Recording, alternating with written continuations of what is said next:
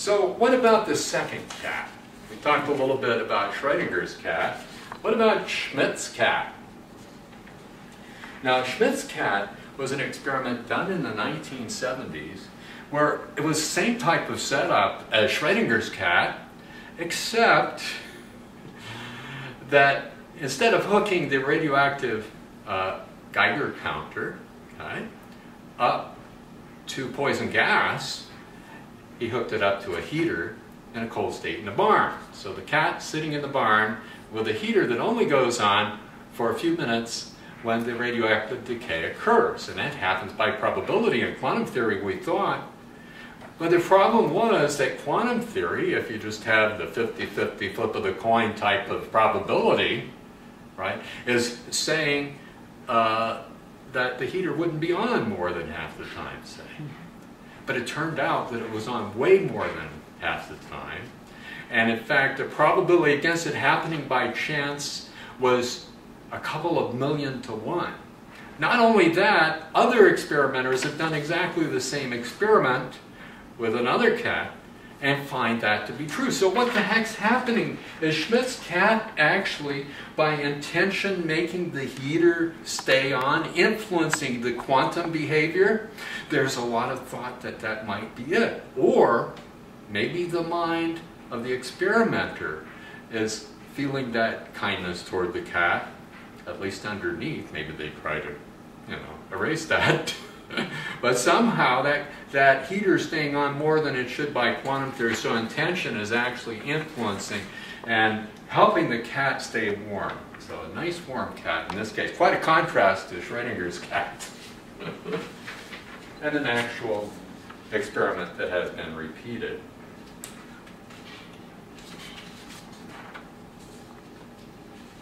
Now, this whole idea of entanglement, quantum entanglement or interference, is very much like magnetism. So I got a couple of magnets on a string here, okay?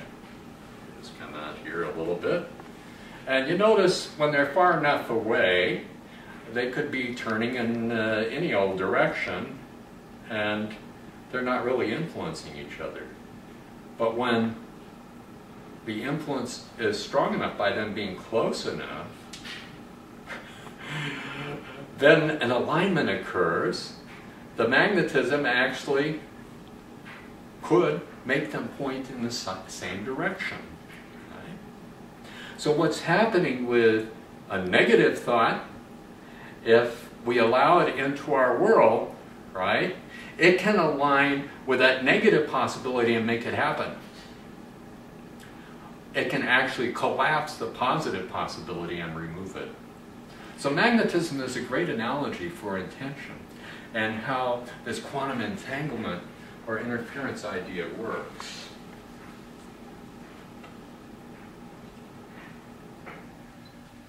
So if this analogy works, what kind of entanglement could collapse the path to your dream, to your best possibility in your life? The entanglement that might do that could be related to your subconscious mind, which Wayne Dyer calls the habitual mind. I love that, because we create these thoughts by habits, thinking them over and over again. Oh, I hate myself, or I'm tired all the time, and it makes us more tired. Or it could be entanglement with the thoughts and feelings of others. It could be the mass consciousness or an individual that we encounter. So how can we deal with this? One way is of dealing with the habitual mind, or thoughts that keep coming up that are negative, is to try to understand what kind of circumstances bring up those negative thoughts, and to reprogram those negative thoughts, replacing them with positive thoughts. Like, I'm tired, oh, I'm energetic. I'm feeling that flow of energy from my infinite source, okay, within. And like today, I mean, you could have easily put a label on my forehead that says hazy, okay?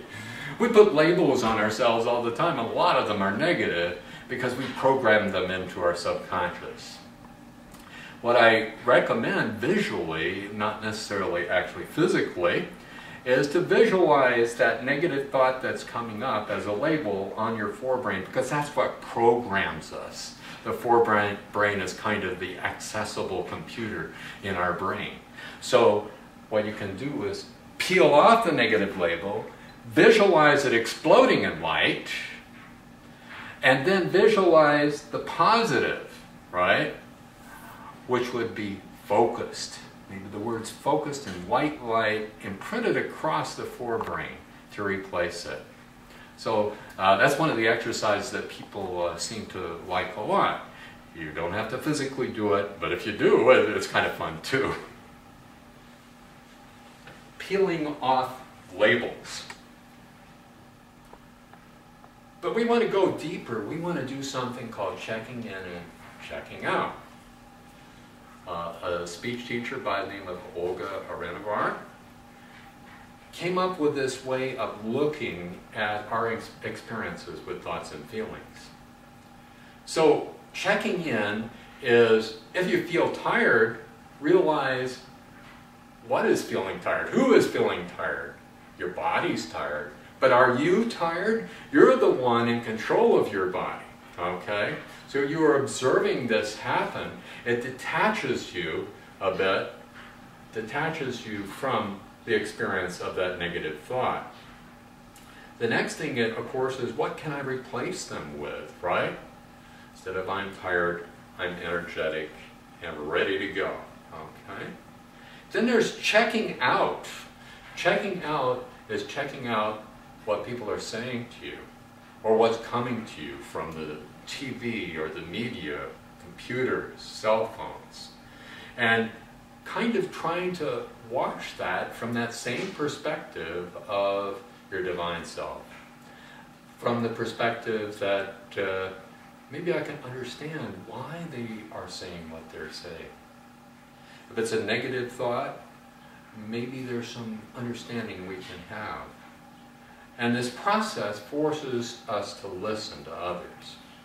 In fact, I have this visualization for myself that all my beliefs and ideas are on a shelf labeled subject to change, right?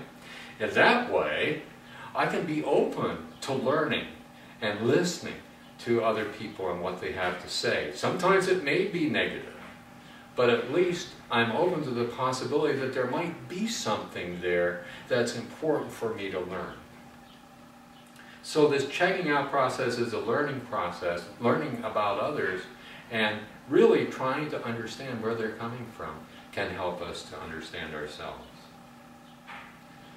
But one of the things that happens all the time and is ruining a lot of our modern life is viral thought.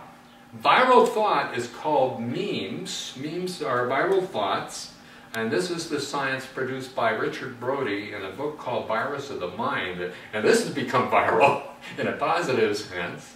And a meme is a catchy phrase that is obviously negative, right? That is repeated by the media and others.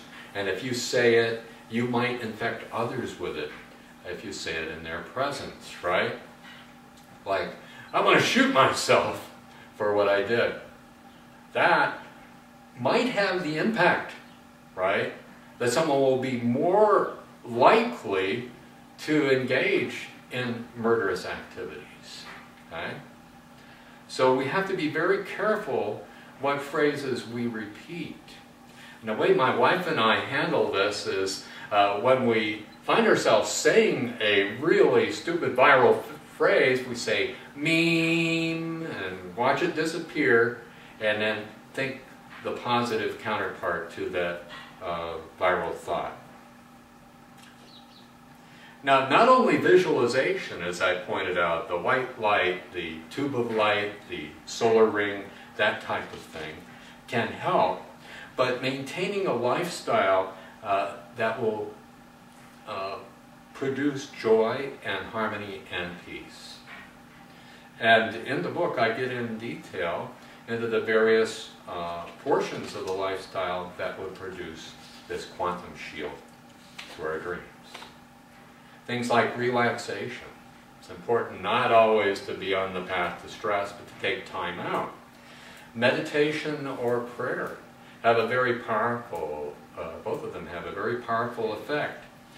And one of the things that really is amazing, I think, is it's been discovered recently that there's another state of the brain beyond our waking consciousness that is a super awake state called the gamma state. It's when we have a strong positive intention. Like we discover that someone has cancer, we want to send them a positive assistance to that. We can focus in on our heart chakra, and imagine an explosion of light and healing that just is sent to them, or sent to multiple people. And this way, we are producing a higher vibration of the brain in our waking consciousness called the gamma state. So I like to call it a gamma wave pulse, right? It's almost like a gamma ray burst, they say in astronomy. But this bursting of intention is very, very powerful, and actually has been shown to have a healing effect by science. Then there's exercise, diet, and sleep.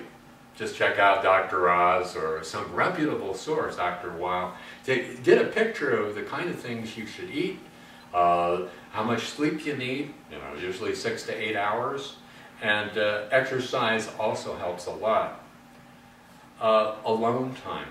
It's important to communicate with yourself, right, with your divine spark within, and take some time out once in a while just to do something that's fun, just to be out there in nature or whatever. And forgiving people is extremely important. It doesn't mean you tell them you forgive them, if that enables them to continue on performing negative deeds. And also, the possibility exists that parts of our body can be like a lie detector. Okay? You may discover your own way of finding out when you're telling the truth or telling a lie. Because the lies are the things that are going to quantum entangle with our positive visualization, creating that positive effect in our life, and collapse it. So doing these things enables what I call the quantum shield of joy, very simply put. And it allows us to visualize the possibilities for our lives more clearly. Perhaps all of us in the shift that's coming in the next year, right? People think.